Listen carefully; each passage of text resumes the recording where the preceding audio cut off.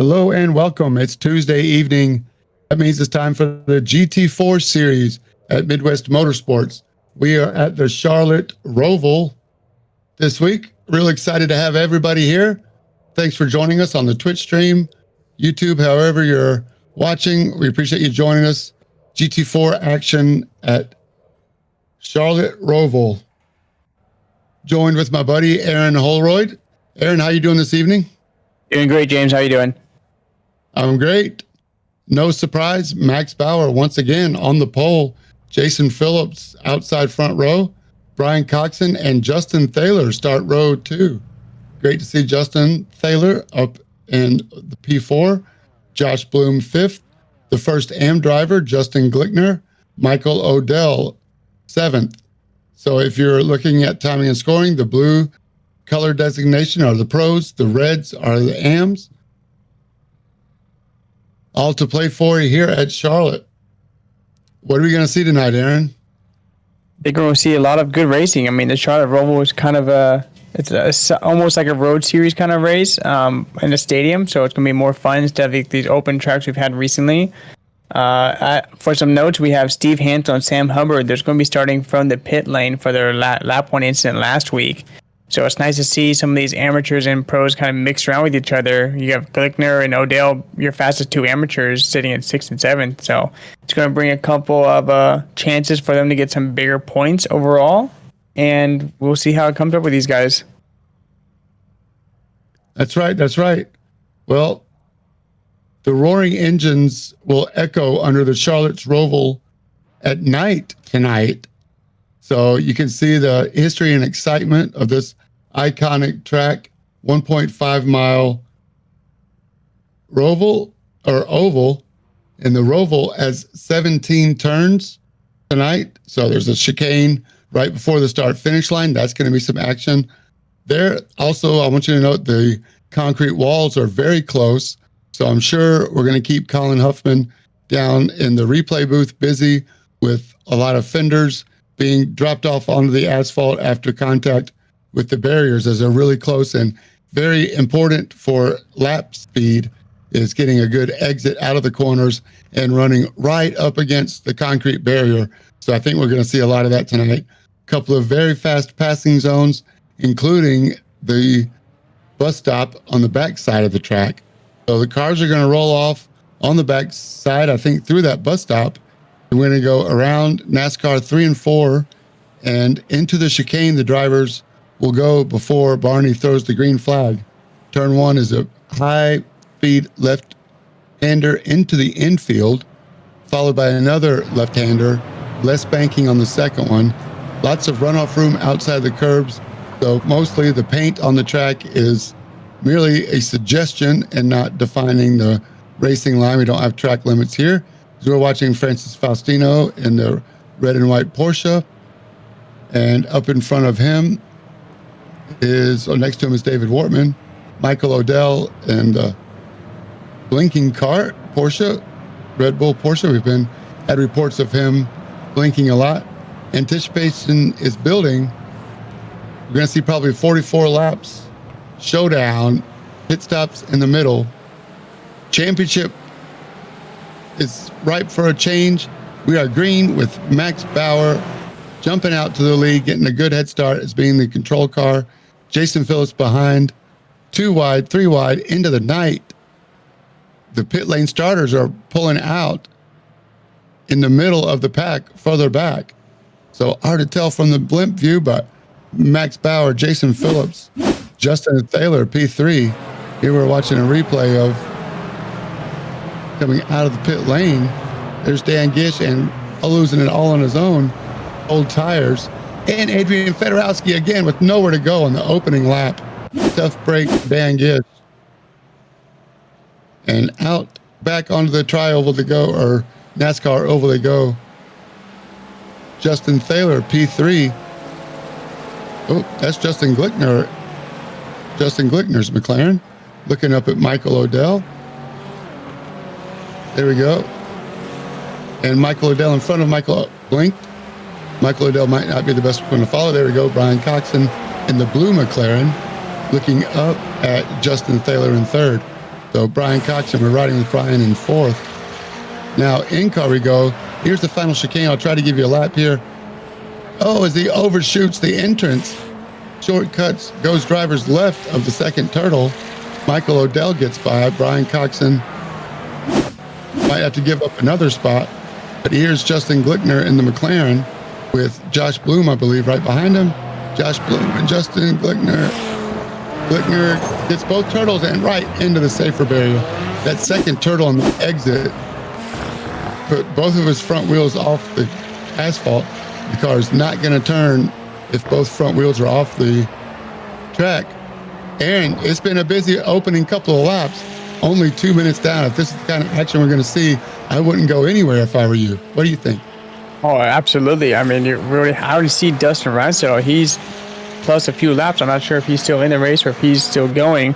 We're getting reports now. The 21, that's going to be Glickner. He's got a meatball, so he's going to try to maybe limp it around here. I don't know if he's going to be able to do that or if he's going to have to take the toe in, which was going to send him back a ways. But you called it. Those turtles, man, they're going to wreak havoc tonight. And as you see with Brian Cox right now, he's got Michael Odell, who's blinking away like a firework in front of him. That might not help him out for the rest of the night. I know it's not something that we like to have consistently happen because it kind of throws off the drivers behind you and makes mistakes happen. As that could have caught Glickner by surprise because he had Odell in front of him blinking. But this is a track that's kind of open, but then it has little tight areas, and with that we might have a chance of actually seeing a safety car, which will be run by Joshua Watt, who's the race director. So if we get too much of a blockage in the track, you're going to see another car come popping out of the pit lane, and Joshua Watt's going to be driving around the Mercedes CrowdStrike safety car for us tonight. That's right. It's amazing. Here we have John Asselin. Oh, and the Mercedes AMG gets it wrong once again, taking those turtles and totally upsetting the car. Here we have Steve Hansel in a new custom livery tonight. No. Oh, and he gets loose, getting the power down on the exit. I believe that's turn 2, trying to lay power down. Back to live action now, almost 4 minutes down. We expect pit stops to come around 30 minutes. And Brian Coxon taking a lot of the turtle and the bus stop chicane, which is what we call the chicane on the back stretch of the NASCAR track. Right on the blue line in the banking. For Brian Coxon, I don't see Ryan Stedel back down in 18th. At least he's back on the track, which is good news. But it seems like you can gain or lose a lot of time by hitting those apex turtles, we call them, which are the big plastic curbs that they put on the track. They drill into the track to define the track surface so that you don't cut it.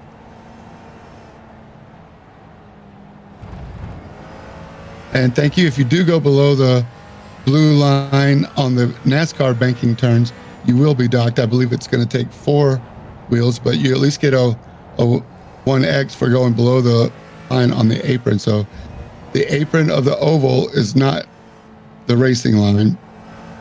So right about here might be questionable. I'm assuming it's probably just our series rules, not an X. Thank you, Josh.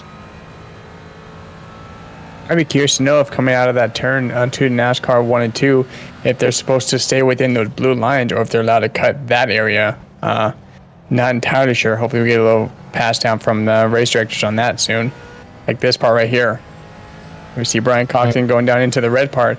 I mean, they're saying that in the aprons that I would consider that an apron, but with the same color area at the bus stop. So as long as they're in the painted areas, I'm assuming that's supposed to be the safe spot. Got it. So the bankings where the blue lines are out, you're not allowed to do that. But coming out into the flat areas, it should be okay as long as it's still painted red and like they have coming out of is that turn 8 and turn 12. Roger. We were watching Kevin Mayer in the yellow and blue Porsche. Oh, just gets it wrong, putting it down, power down. Again, we're really glad to have Kevin Mayer back. I know he's had a couple of frustrating runs in the GT series, but also joined us on the ovals. So we appreciate you sticking it out with us Kevin, always glad to have 21 cars tonight. So pretty amazing turnout.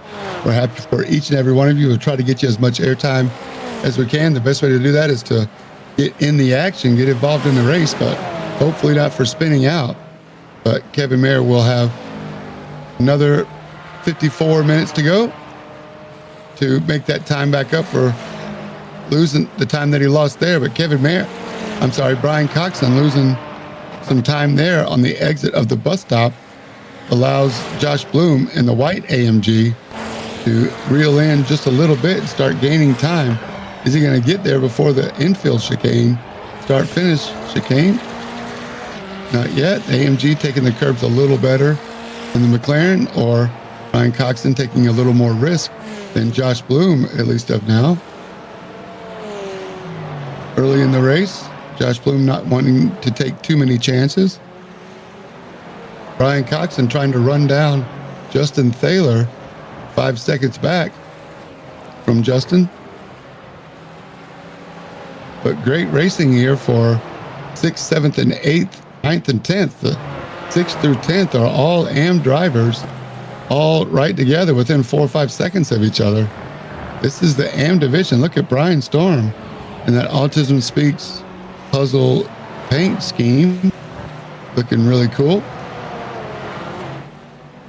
He's got Francis Faustino in the red and white Porsche right behind him.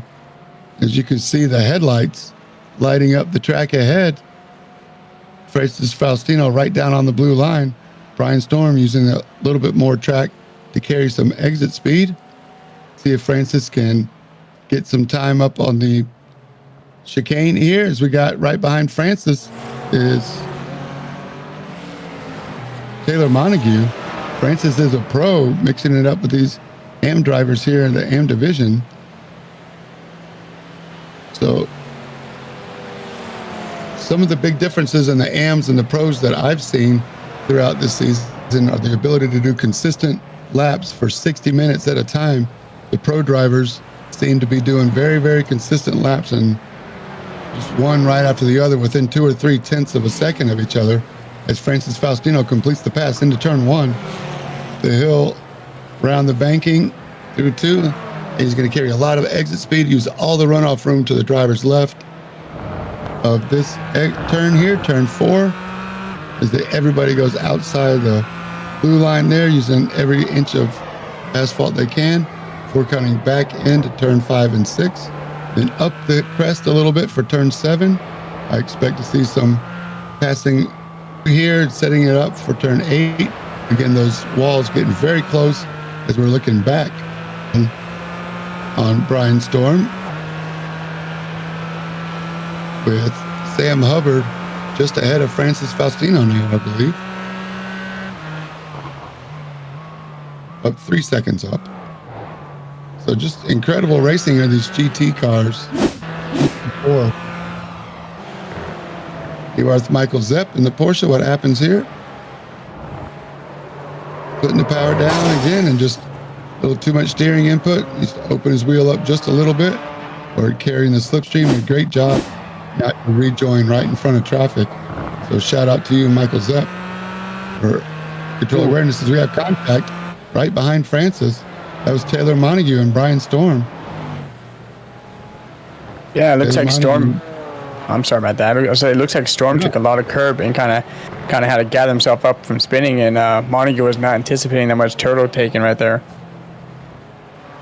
His eyes got real big, saw the gap open up, and you have to be there in order to take advantage of it. So good for Taylor Montague to recognize it. Looks like he did not complete the pass, though.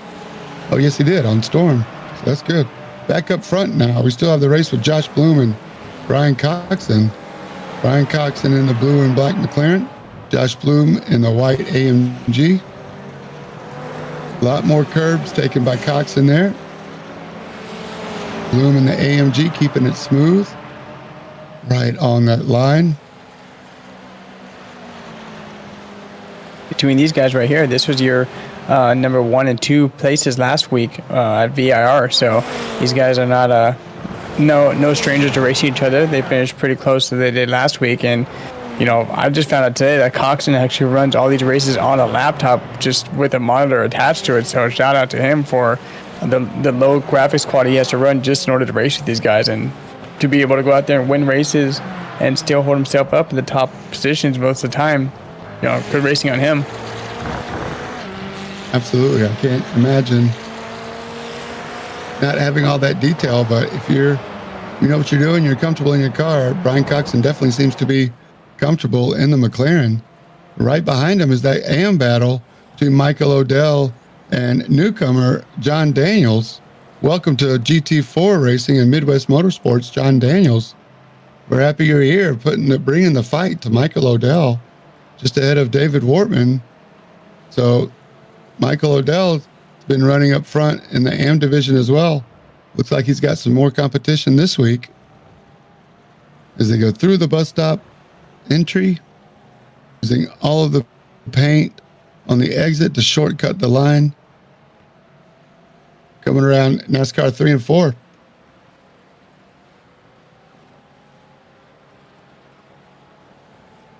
Past the pit lane entry into the start finish chicane. It's a great view of the racing line. Now into turn 1, 2, and 3. If anybody's in the Twitch stream, let us know what you're seeing, what you're thinking. Who's going to win? Maybe another cool paint scheme that you've seen that you haven't seen. A couple of guys are trading new paints. We love to check in on the Twitch chat every now and then, so don't be shy to chat it up.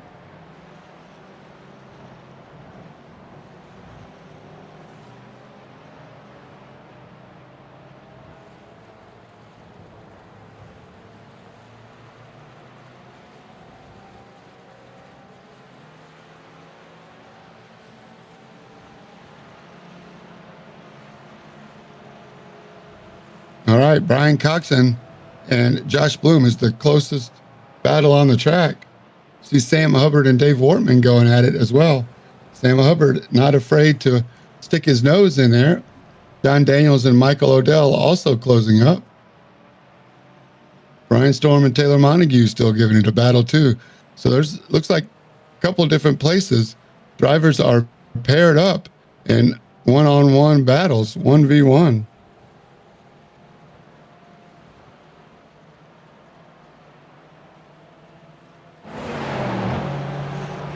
Okay, either way. Here we go. Jack looking right, looking left. Here's John Daniels in the red Porsche. Oh, getting two wheels up and going all the way around. Taking that curve, that blinking in front. John Daniels was watching a blinking Odell. I'm sure his timing got messed up a little bit there.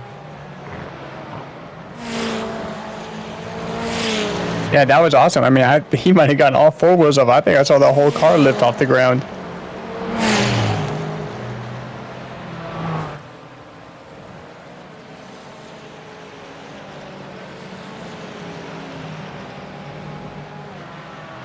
Yeah, when you can see the nighttime asphalt underneath somebody's car from the chase cam, you know they're going for a ride. I'm sure the steering wheel was jerking in his hand.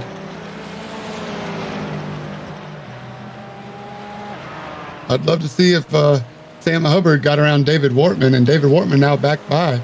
We could find that battle on the track. It's 8th and 9th. You see John Daniels finally got his car straightened back out. Here's Francis Faustino. Oh, something happened to Sam Hubbard. Sam Hubbard is dropping back. We missed it. Here they go, back and forth. Once again, Sam Hubbard not afraid of contact, but it looks like he went in early there and then just put on the power before his car completely settled down. David Wortman showing patience to allow that to happen and then punch the throttle. So full credit to David Wortman for holding his own very early in the race. Sam Hubbard not afraid to attack early. Had a pit lane start today from aggression at VIR. Still aggressive. That was Brian Coxon. Hits the wall on the exit. That allows Josh Bloom to creep inside, Get that inside line. Here we come into the butt stop on the backstretch. Brian Coxon has no choice but to give up the ghost. Brian Coxon has to settle for 5th as Josh Bloom heads into 4th. Take out your cell phone. We'll give you a little news about Midwest Motorsports and how to join right now. Unleash the racer in you with Midwest Motorsports. Feel the adrenaline, embrace the excitement, and join a thriving community that's as passionate about sim racing as you are. Our social channels bring you closer to the action, offering a driver's seat to the competition and an all-access garage pass to the latest results, news, and updates of all 4 Midwest Motorsports leagues. Don't just be a spectator, join the excitement.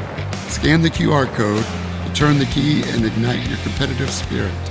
Follow Midwest Motorsports and plug into a community that's as passionate about sim racing as you are. Scan the code on the screen or find us at midwest-motorsports.com today.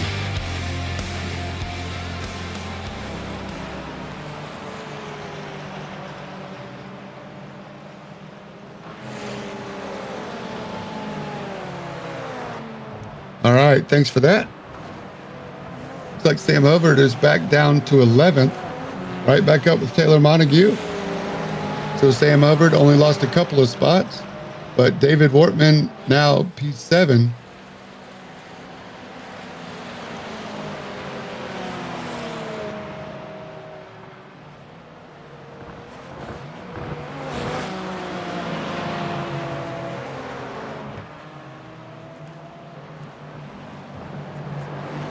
There's the battle with Sam Hubbard trying to recover after a spin in the bus stop as he goes under Taylor Montague. Taylor Montague not going to hold him up. Both in the AMG Mercedes. Maybe Taylor Montague can figure out how Sam Hubbard is going by him and taking pretty fast lap times here.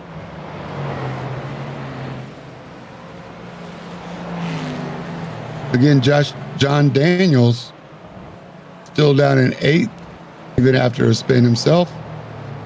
However, he is pretty far back now from Michael Odell, where he was 7 seconds back. So to only lose 7 spots is a good thing. Looks like Michael have come in the pits. There's Michael Odell. What happens here? Start, finish, chicane. Uh-oh. More blinking.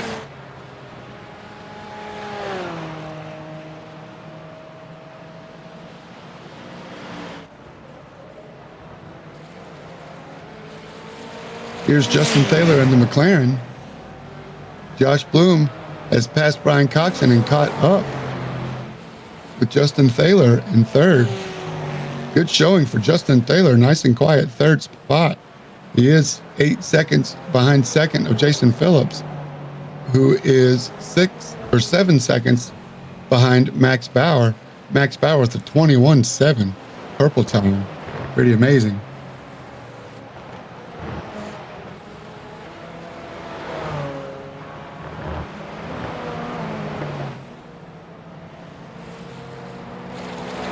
Justin Thaler cutting it real close, coming on to NASCAR turn 2. Around through the exit. Here we're watching Adrian Fedorowski coming through start-finish chicane. So far, so good for Adrian Fedorowski. Long overdue for a good run. He's been the victim of circumstance. 2 or 3 races, I believe. And Fedorowski getting some airtime, but long overdue for a good run. Had to stop for about 4 or 5 seconds tonight already on the opening lap. No fault of his own. Max Bauer now coming up on a blue flag.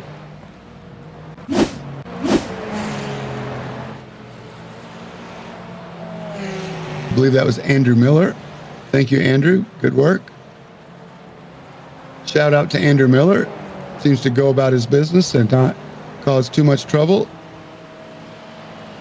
Working on building up some speed, but we're glad Andrew Miller is here. We appreciate you, Andrew. Nice I rating. We'll get you up here in the front before too long. Just keep at it, Andrew. Justin Thaler and Josh Bloom still going at it. Josh Bloom gives the safer barrier a kiss on the exit as he exits. I believe that was turn 3.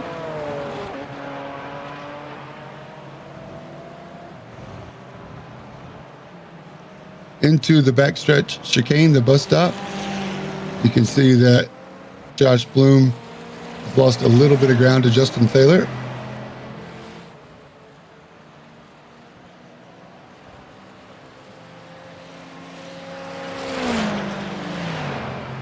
Don't be scared to jump in, Aaron. I'm glad you're here, man. Yeah.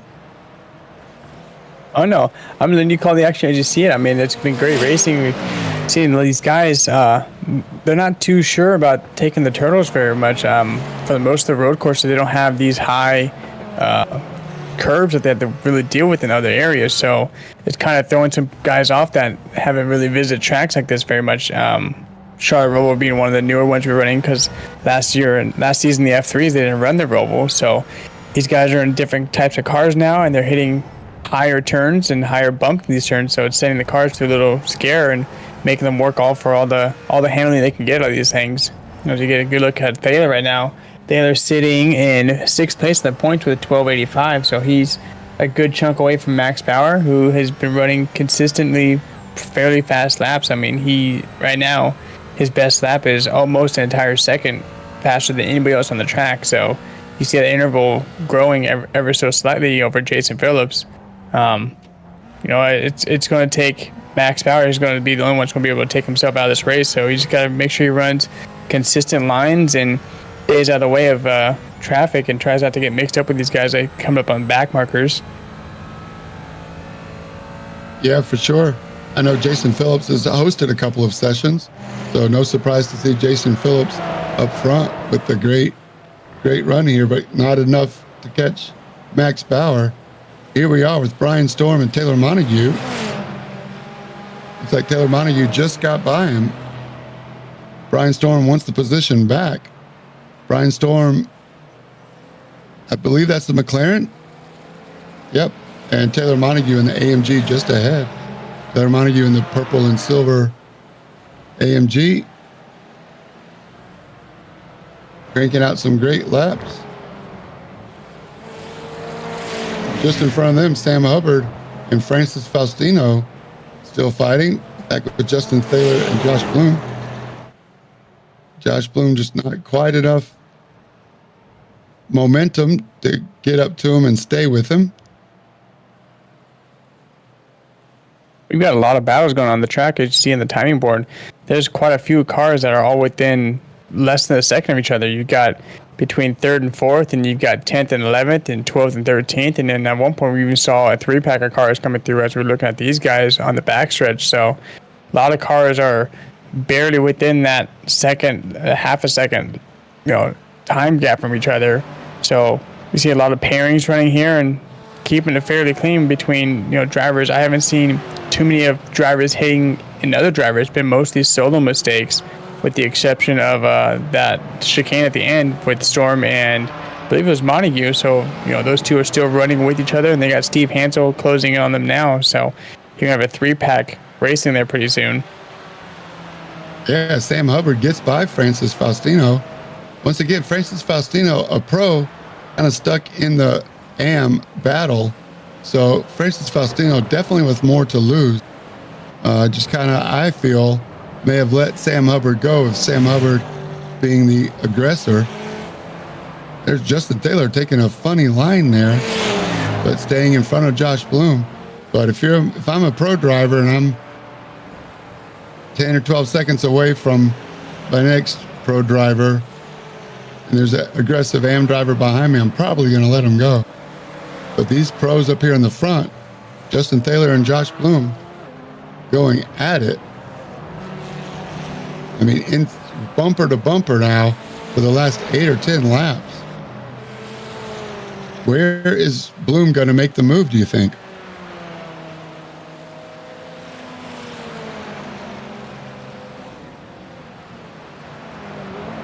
Best place for a pass, I would think, would be the bus stop, maybe, or the start finish chicane NASCAR style, unless you can force a mistake. Here we're riding in the cockpit with Josh Bloom. This is what Josh Bloom sees. So Josh Bloom just right on the bumper. I hope he's driving the track and not the car in front. Because if Justin makes a mistake, I know I'm guilty of that. Just laser focusing on Justin's or the car in front of me's bumper instead of driving the track. The guy in front makes a mistake, and next thing you know, I got a mistake too. Josh Bloom taking an alternate line into turn 6, 7. Now on to turn 8, might have a different line and carry a little more speed onto the track, as long as you don't hit that safer barrier on the exit. As we got a lap car, I believe it's Andrew Miller once again. Thank you, Andrew. Appreciate you. As Josh Bloom and Justin Taylor both get by into the bus stop. Bloom with hard on the brakes, reels them in, not too much of the curbs there, and back on to NASCAR turn 3 now. I don't know where you're going to make the move. Aaron, if you were Josh Bloom, and you were chasing somebody down like this, even if it is the league owner or not, where are you going to pass him? I mean, regardless, I would be keep the constant pressure on. You don't have to try and force a move, as we see Aston. I think he has a blank out, so I don't think he has anything bad. But you want to keep that constant pressure. If you keep pestering him like a gnat, it's going to force him to try to push harder to get a gap from you, or he might try to take different lines. As we see him come up this next turn, he's been taking more of a shallow line compared to Josh Bloom, who's been taking more of the carrying out to the edge of the track, as you see him do here. So it's gonna start getting into Taylor's head if you keep seeing those bright headlights behind him, knowing that that's a fellow pro driver.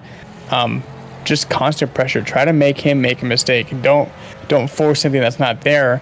It can come down to pit strategies. It can come down to if he's feeling good with his tires, maybe he doesn't take any tires and just takes a fuel load. Just keep that constant pressure, and you want to force a mistake and not try to take yourself out. Don't take too much curbs. You've seen a lot of people here losing it on the turtles, and we want to just keep those headlights nice and bright and back of Taylor's mirror. Great point. Keep the pressure on. As we see, we are in the pit window now at 28 minutes. Adrian Fedorowski was the first to pit out of 15th place. Oh, it's a lot of counter steer there for Josh Bloom. Great catch. Josh Bloom is not, we say he might be faster. He caught up to him once he got around the other car of Coxon, but now that he's around and caught up to Thaler, he's not fast enough. He's definitely giving it 10/10ths, trying to keep up with Thaler, much less try to make a move. So let's see if he can continue to apply the pressure. Justin Thaler, no stranger to pressure, but if you're driving in your mirrors, definitely a distraction. And as Bloom takes a different line, his headlights, like you said, Aaron, are going to go in and out of his mirror and be a distraction, even more so at night than during the day. Yeah, and on the flip side, you got Thaler who's making his McLaren, that little car, he's making that thing really wide and not giving Bloom much of an opportunity to poke noses in there. He's hitting all of his marks. So on the other side of it, if you're Justin Thaler, just keep running your race, right? Don't pay attention to the car behind you. Run the race in front of you, run the race that's being given to you. And if the car behind you makes a mistake and hits into you, then you work with that for what it's worth. But they're coming up to a lapper right now. This is Adrian Fedorowski, who just came out fresh from the pit, so he's on a little bit colder tires, but he pulls over nicely. Lets this battle continue. As we see, maybe Bloom tries to save a little bit more, and as you see him blinking away for Thaler, trying to get him a little bit upset, and maybe he tries to pit earlier. If it would come up to me, if Thaler doesn't come in the pits next time, maybe you take a different strategy. At this point, Thaler might be holding Bloom up, so break yourself away from this and let you get some clean traffic and run a race without him in front of you and see how much faster you can put that lap time down. That's great. Let's see if they can do the undercut. Meanwhile, back in 7th and 8th place, John Daniels, the new guy in a Porsche, catching up with David Wortman right there. Let's see if we can get some action with John Daniels and David Wortman. There's David Wortman. There's John Daniels, both AM drivers. There's riding with John Daniels now in the Porsche. He goes right up against the safer barrier. One more time, David Wortman in the AMG right in front. Headed towards the bus stop. Not quite as close as I thought. Let's see if they close up under braking. Some other guys coming to pit. Jason Phillips now has passed Max Bauer for the lead. What did we miss? How did Max Bauer lose 7 or 8 spots? Is he coming in the pits? That would be Bauer. What happened to Bauer? Oh, is he back up front? May have just been blinking. Sorry about that. I think we had the timing incident go up there because Bauer did not come into the pits yet. Right. Okay, he didn't. False alarm. It was a timing glitch. Maybe he blinked right over the start-finish line and the transponder didn't catch. So. Sorry about that. My heart just accelerated a little bit. Apologies to everybody. All the Max Bauer fans. Oh, Dan Gish. Oh. Dan Gish and Kevin Mayer. So it's Kevin Mayer in the Porsche. They're coming out onto the oval. Dan Gish in the white Aston Martin. Looks like he just turns hard left. And right rear is Kevin Mayer. Kevin Mayer doing nothing wrong there. I'm not sure what Dan Gish was doing there. Obviously a mistake. I don't think he did it on purpose. Maybe he didn't know Kevin Mayer was there, not keeping an eye on your relative. But here's Kevin Mayer just minding his own business. Colin rewinds it for us a little bit. But we might have got some net code. I mean, that's a lot of net code. He just turns left like he's not there. He didn't know he was there. He's in his blind spot. Maybe Dan Gish, again, not paying attention to his relative, or Dan Gish might be playing on a laptop too, for all we know, on a single monitor. But, oh man, tough break for Kevin Mayer. I hope he doesn't take that personal. I know it wasn't, knowing Dan Gish. He's been a real good driver, very aware in the past. Oh, as we see John Daniels on pit exit, right after his pit, trying to make up time on Taylor Montague, you in the undercut. And here we are with Sam Hubbard into the start-finish chicane. A lot of turtles there. No harm, no foul. Maybe a little brush with the outside barrier. But, oh, man, you got to feel for Kevin Mayer. Yeah, he just, again, no fault to his own. He was down on the line where he's supposed to be, didn't go under it. And, you know, I knew they both know, they had to have known they're both there because Gish was one on the outside. And I don't think Gish wanted to get down that low to him. I still think it might have been a little bit of net code, maybe not by a whole lot, but still it's pretty aggressive to turn that sharp down, knowing that there's a car on your inside because you're trying to make the pass on them. So we'll see how that pans out for both of them. And maybe he thought he was all the way by, not seeing any lights. As we see Josh Bloom getting it a little bit sideways on the exit of the start-finish chicane. Neither one of them had come into pits, nor has Max Bauer or Jason Phillips. So Brian Coxon is the first of the leaders to come pit in 6th place. David Wortman comes into pit right behind him. So here we are. Blinky blinky for, who's that? Michael Odell up right in front? Nope. That's Andrew Miller again. Andrew Miller. Bloom takes the alternate line. Coming through Miller. Yeah, so these guys passed Miller before, but Miller chose to take in the pits last time around, so they're coming back around to the second time. You see Ryan Settle. Oh no, is he going to get it wrong here? No, maybe just sometimes we get the red flags that pop up and make it look like there's an accident. The only thing we can do is go back and look at the replay. There he goes. Josh Bloom in the bus stop on the backstretch. Josh Bloom late breaks for Justin Thaler. That is a pass 4 position and P3 overall and P3 in the pros for this race. Here we go. Right up on him. Josh Bloom pops out at the last second. Justin Thaler can't block that move. Takes the high line on the entry, allowing the pass to happen and going to fight later on this race. I don't think that race is over. Justin Taylor decides now is the time to pit as Josh Bloom stays out. And Jason Phillips is in. Max Bauer stays out. Michael Odell still has yet to pit. So Jason Phillips, Justin Taylor, Sam Hubbard, all in the pit lane. So now's the time for Josh Bloom to keep cranking out these fast laps, Josh, and try to stay in front of Thaler. Thaler is going to try to put on some new rubber or fill up at least. Now Josh Bloom might spend a little less time as Brian Storm lets Glickner go for some reason. Oh, Storm looks like he was into a barrier there. It looks like Storm went right into those yellow sand cans, the trash cans, sand barrels. No, he went to the pits.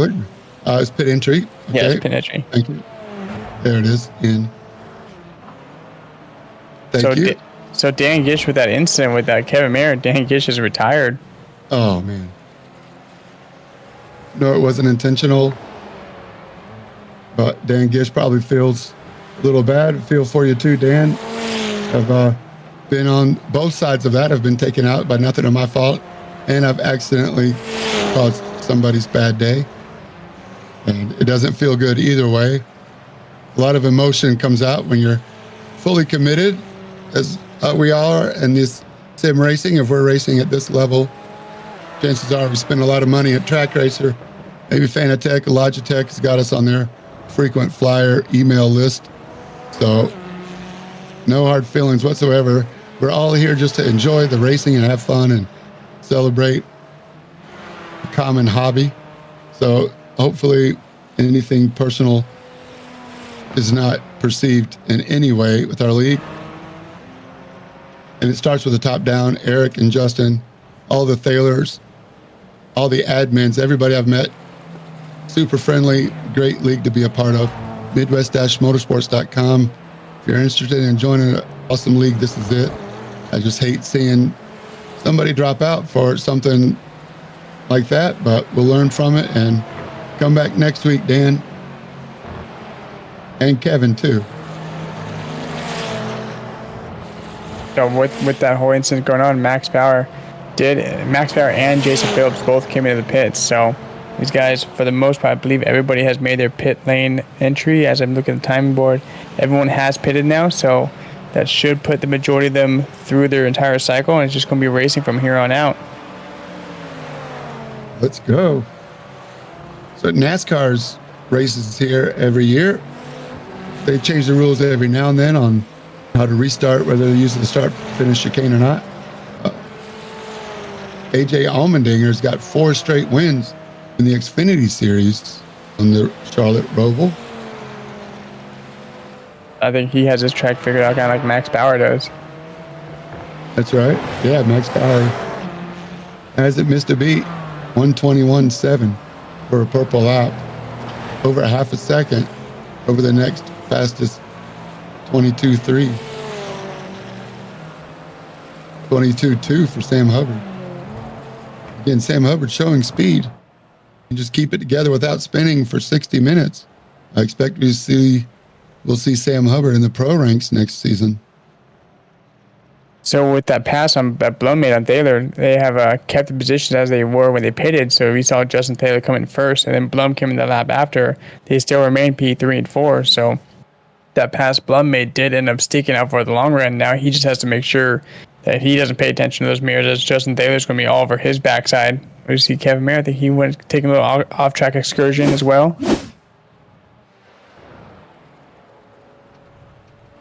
A little landscaping for Charlotte, and as he has Michael Odell blinking behind him, trying to avoid where he's at. There you go. So the lawn care duties, the Midwest Motorsports lawn care duties are taken care of. Once again, we try to maintain the landscaping at every track we go to. And Kevin Mayer has completed that mission for us. Thank you, Kevin. He's not the only one. Oh, we see Justin Taylor. Looks like he's blinking Josh Bloom. That's Ryan Settle. Dustin. Yeah, Dustin. I think Dustin's going for the 0X. You get a 10-point bonus for 0X.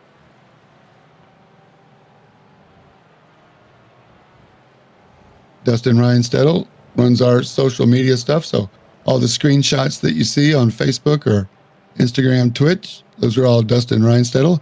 If you see him on the chat, tell him thanks. Oh, Kevin Mayer jumping into the pit to see what happened here. You see his Porsche all banged up from all the intakes he's taken tonight. Takes a little wide there, hits the curb, going noses in there. He missed a corner. He wanted to make sure he got all 4 corners sometime in the race. Damaged. I don't think you get extra bonus points, but you do get some extra TV time for it.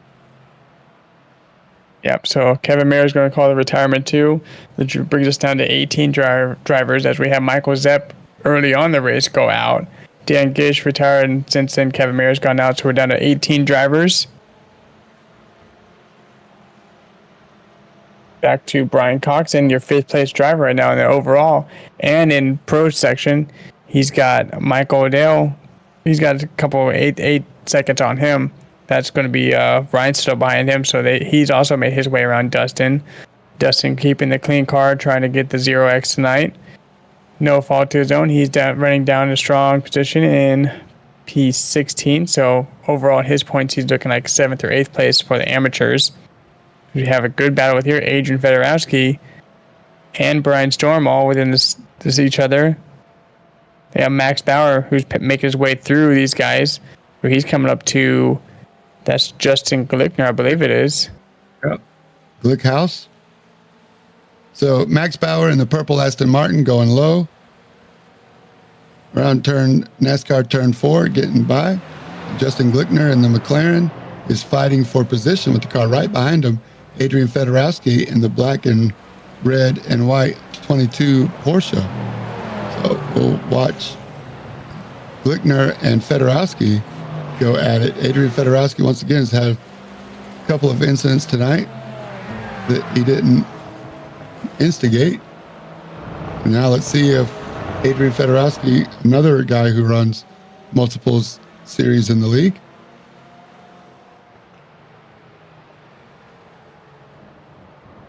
Right now, this is your closest battle for position on track. These guys, so you got Max Power lapping up to 11th or lapping up to 12th place right now. So Max with an 18-second lead over Jason Phillips, kind of running his league of his own, but everybody else in front of him is keeping him true and making sure that they fight their battles and not hinder the first place driver. Sam Hubbard's also making his way up towards David Wortman now, so that's 7th and 8th. That is your 2nd place overall for amateurs coming to a little fight. Right now, this is Fedorowski and Glickner. They're not fighting for position. They are fighting for position on track, but not for position in series, as Glickner is the amateur and Fedorowski is in the pro series. So while they're fighting for position on track, this won't count too much for points for them.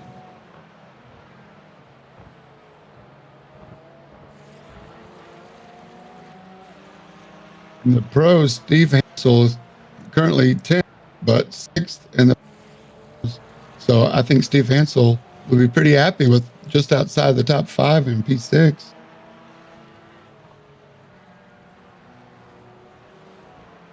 Sam Hubbard and David Wortman under a second from each other.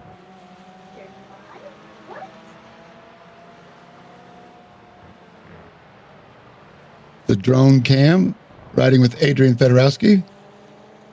Have you driven any laps on the Charlotte Roval here, Aaron? So not in GT4s. I've done in the Ferrari class, in the class on its own, and I've done a couple in the trucks as well. I actually love Charlotte Roval. It's a really fun track to drive. I'm sure these guys are having a good time after they figured out how much turtle they can and cannot take. We see Fedorowski, he might be getting a little pass by here from Glickner. He might just let him go because they're not fighting for actual race position. So good on Glickner, let that go. Allow Adrian to maybe catch up these guys. He's got 11 seconds to make up on Faustino, so good luck to him in making his charge up to the front with just under 15 minutes left to go now. Great sportsmanship. We love to see that everywhere in all of our series. The road series just seems to continue to provide great racing. Here, Andrew Miller getting a blue flag going wide. I believe that's Josh Bloom. Get by.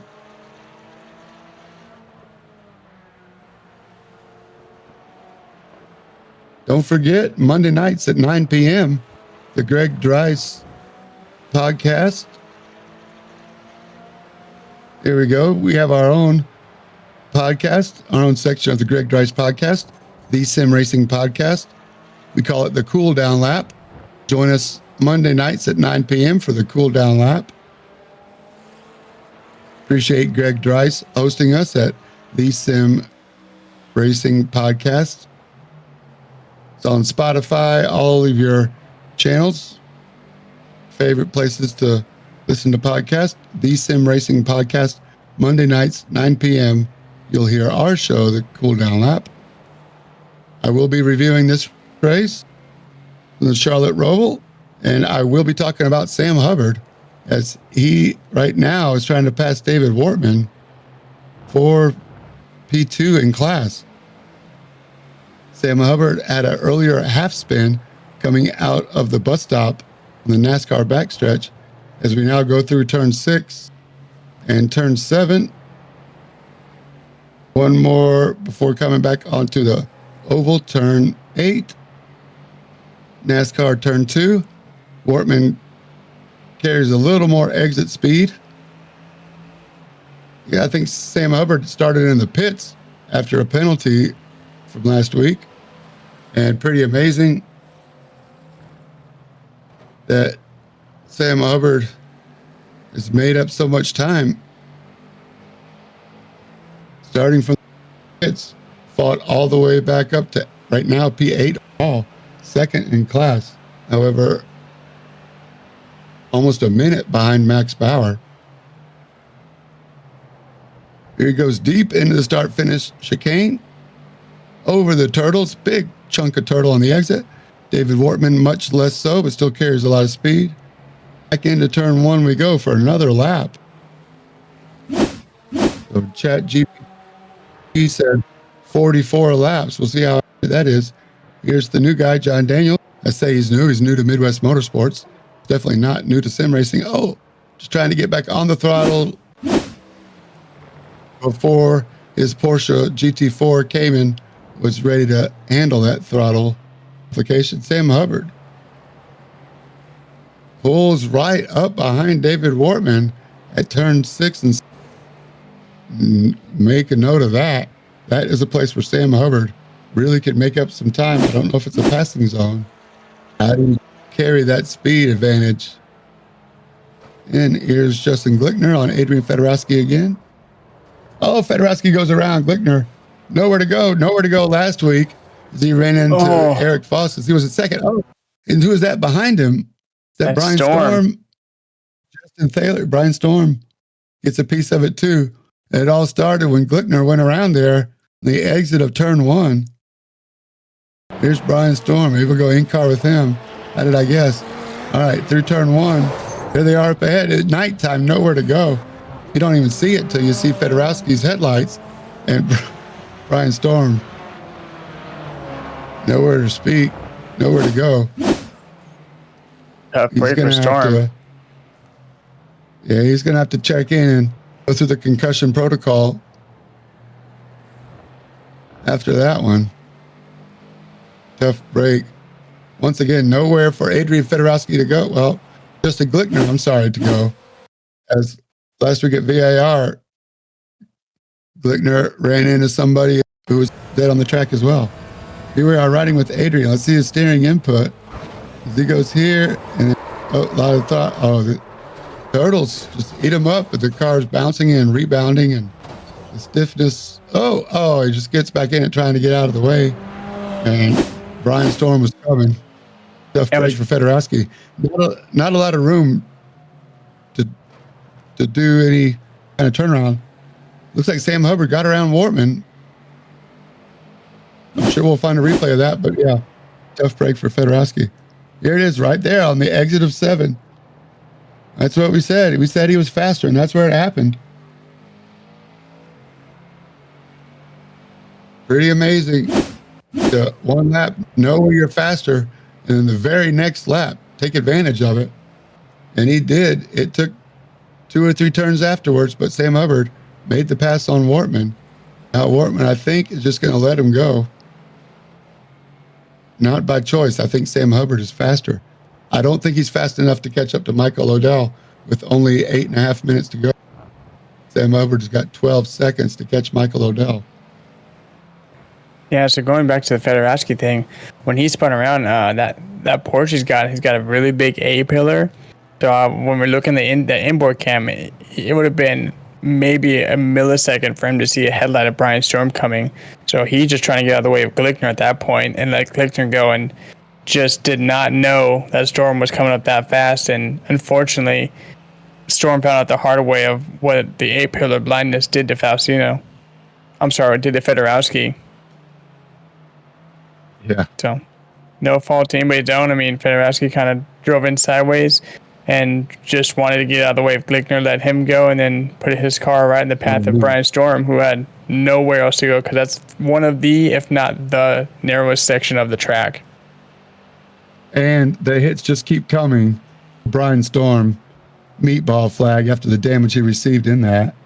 So he's going to have to come in and get a fast repair, but not a scenario Brian Storm would want.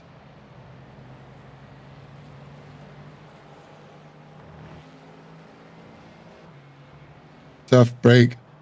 Brian Storm, feel your pain, man. We just have to chalk this up to one of those races, one of them racing deals, and keep moving forward. Put your head down.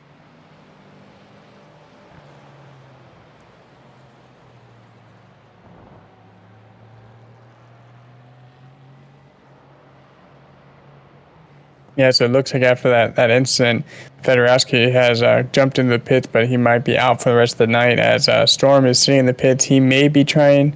Maybe he has a fast repair at this point, but we might be down to 16 drivers left. Tough break. You can only do what you do. We see Sam Hubbard's got some followers on Twitch, and rightfully so, because Sam Hubbard back up to P2 in class. So good for you, Sam. You know what? With only, we had 8 minutes to go, and he was 12 seconds back, and he's only, I think if I see it right, he's 10 seconds back, so maybe he might have something coming here. We don't want to miss out on that. And we watch those timing boards go down. We'll see within the next 5 minutes how close he is then. Right now, just taking a look at Max Bauer, who has all but run away with this race. He's had the most consistent laps all race long, and I don't think he's put many mistakes to par. So he's 23 seconds of the next car, and he's just been timing his passes correct with all the drivers on the track and the lap cars he's coming up to. As I do think he's got a solo thing right now. He's coming up to somebody who's a couple of turns in front of him, so he's just been putting down consistent laps. Last lap around was a 1:22.00, so 0.3 off his fastest lap this late in the race. That's knowing the track and the car you're in. Absolutely, and light fuel. Jason Phillips and Josh Bloom only 8 seconds apart.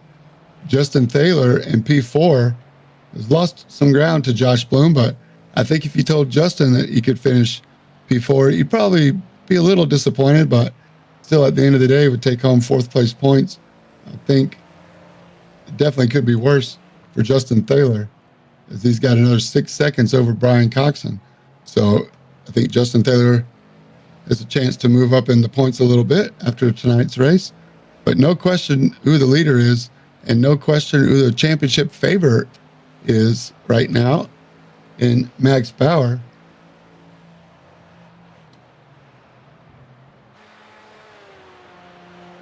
We still have 2 drop races to come, so don't forget those.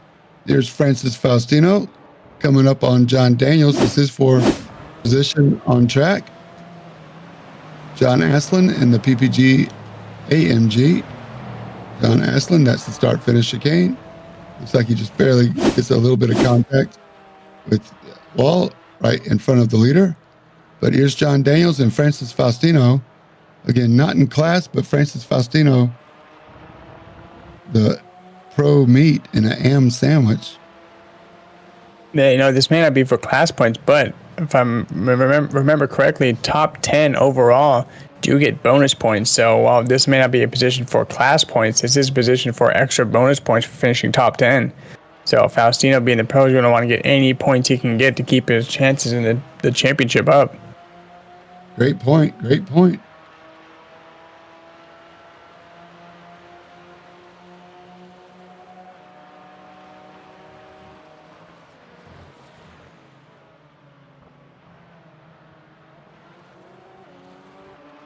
Can he do it?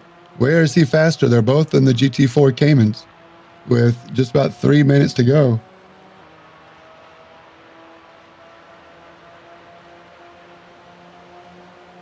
Josh Bloom looks like he's going to move up a spot in points.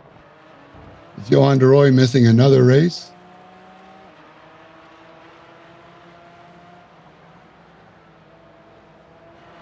Steve Hansel and Justin Thaler also right behind each other in points. All to play for here. Sorry. Yeah, with Justin Thaler getting P4 and Hansel would be getting 6th in the overall. That's going to help Thaler a lot more. He's only, I'm looking at like 130 points, 120 points behind Hansel, but he'll be getting more bonus points for finishing higher and finishing 2 positions in front of Hansel.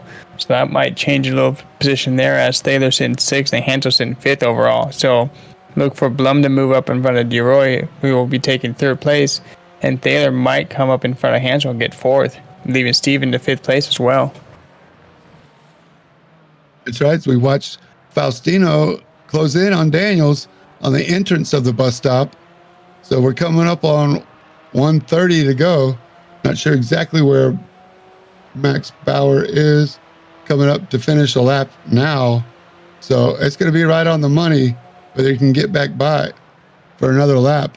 But we're watching the race between Faustino and Daniels for the final bonus point as Faustino just blinks there for a second. But this is for 1 bonus point. Faustino continues to blink.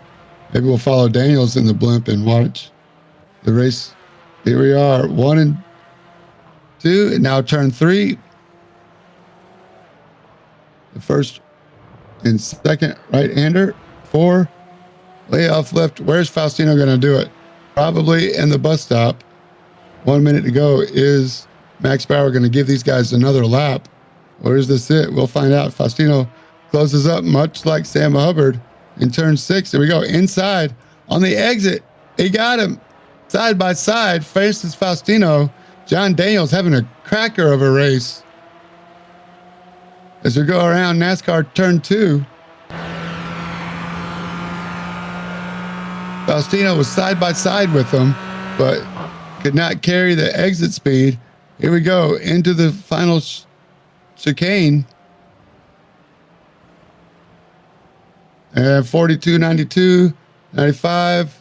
Nope, we're going to get one more lap. All right, you got one more lap, Francis. Max is going to go around one more time as we have 8 more seconds to go before we get the flag. So Max Bauer is by. That means these guys get one more lap as well. I don't think Jason Phillips is going to catch up to Max Bauer. This is the closest race on the track. Everybody else is over 7 seconds apart. So we'll stay in the blimp cam with John Daniels. Going to give us some action to the end. Michael Odell and Coxon are fighting for position, but not in class. Sam Hubbard still has 10 seconds to get back. So we're watching Faustino and Daniels. This is where Faustino was faster last time. This section here, these next 2 turns. Here comes Faustino once again, cranking up some entry speed before they take 2 lefts. Turn 7 and then finally turn 8. This is where Francis got side by side last lap. Decides not to go up against the wall and get a draft on him. I don't know why you wouldn't get a slipstream on Daniels. Daniels, very courteous, going high. Faustino takes the short line. And does he get by Daniels? He does. He says, this is my bonus point. Daniels allows it to happen. And got a black flag for some reason for Daniels. But it's still fun to call. good sportsmanship for Daniels to recognize what's going on. 15X for Daniels. You got to serve his black flag on the final lap. I don't know if that counts. He might have an EOL the start of next week. Here we are with Brian Coxon and Michael Odell for bonus points. This would be one extra bonus points if Odell can get by him. But full credit to Max Bauer, the winner. Jason Phillips, now he's done and receives the checkered flag, second place. Justin Thaler about to take fourth. This is the race for fifth overall.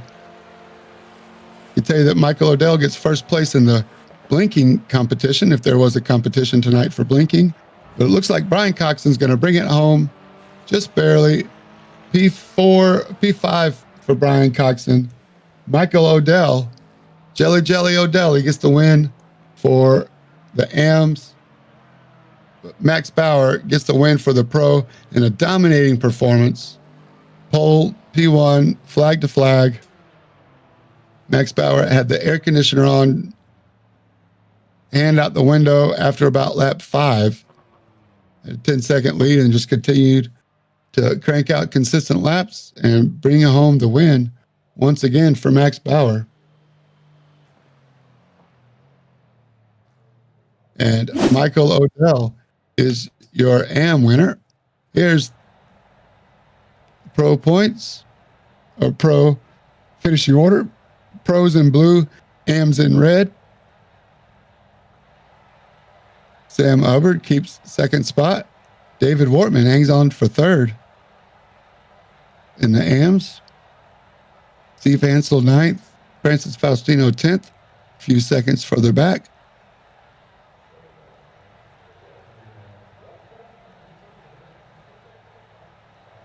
That's the finishing order.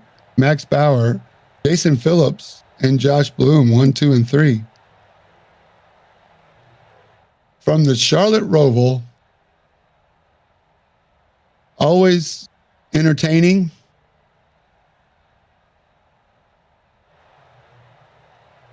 Thanks to everybody for joining us.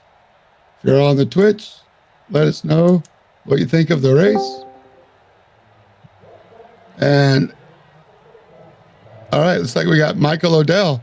Congratulations, Michael. I know you were working hard out there by that Red Bull Porsche up front again. Thank you. That was definitely an interesting one with the blinking issue.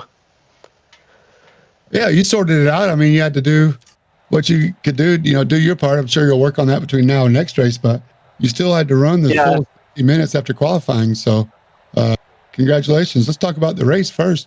How was it out there for you?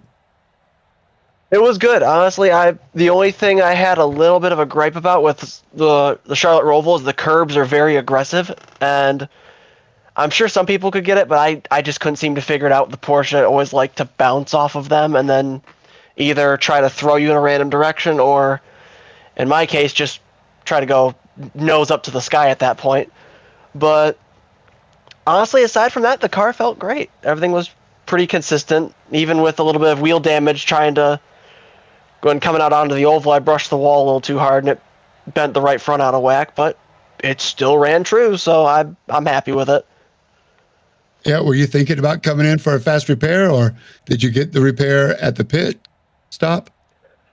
I got the repair at the pit stop. It was only the right front wheel got bent, and then while I was there, I just took 2 front tires because I didn't want to take a right front and then have it where it was all out of whack for the balance. At least if the fronts both were new, I had a chance of at least breaking them both in consistently rather than one brand new freshie and then one that's already seen a half hour of wear and tear. Yeah, sure, man. Well, yeah, you still had to, like I say, finish the laps, and you ran great. I know you were battling with the McLaren there. You and Brian Coxon were playing follow the leader. Do you think it was holding you up, keeping you from moving up to higher up in the overall, or were you just happy to follow? I think you had like close to 30 seconds after Sam Hubbard did a half spin on his own tonight. I'm sure I could have caught Brian, and because I was on his bumper at the end there, I'm sure with maybe a lap or two I could have contested, but at that point it was more of just self-preservation because I was like, in the back, once everyone said I was blinking, the biggest thing in the back of my mind was just don't wreck other people. Just keep my car in one piece because I'd rather if Stan. I was wondering Sam didn't qualify, and I was like, he was the biggest target that I was watching out for. And when he started making his way up, I already had the idea of I'd rather let him take second than if I blink and take both of us out. That I want to make sure that my reputation isn't the guy who tries to die on every hill, even though he doesn't have to. Yeah, sure, man. It was great. It was great to watch. We really enjoyed seeing you go around, and up front every single week. Especially with the drop races. Have you looked at the points? And I know you're eyeballing Sam, but now after a first, I believe Sebring and Lime Rock, and last week VIR. The week before that, Road America. So you're racking up these first place points here. Are you eyeballing the championship? I will see what I can do. So far, it seems like the biggest thing I have over the McLaren and the Mercedes is just general consistency and staying out of trouble at the start. With just generally, it seems like they're more not accident prone, but it just seems like so far my luck's been pushed but hasn't run out fully yet. So we'll see what happens with that. Yeah, right on. Well, I don't know if you looked at the schedule, but the next 3 weeks, the whole month of December, looks pretty entertaining. We're going street racing with Long Beach first, then Detroit, then Chicago. You looked at those three yet? Or are you not going to relish in this win for a little bit? I'll take a look at the next immediate one, but the following one, which would be Detroit, if I'm correct, I will be missing that one, unfortunately. But hopefully I can get a good result next week, do really good on that one, and then the week I'm not on, start focusing on the following one and just put as much time as I can and try to get the quality at least as close as possible. Yeah, street circuits, notoriously difficult to pass. Long Beach, a couple of really tight corners, especially the hairpin at the end. So hope you're got your force feedback set just right so you can go lock to lock without too much trouble. Michael, it's great to have you in the Midwest Motorsports League.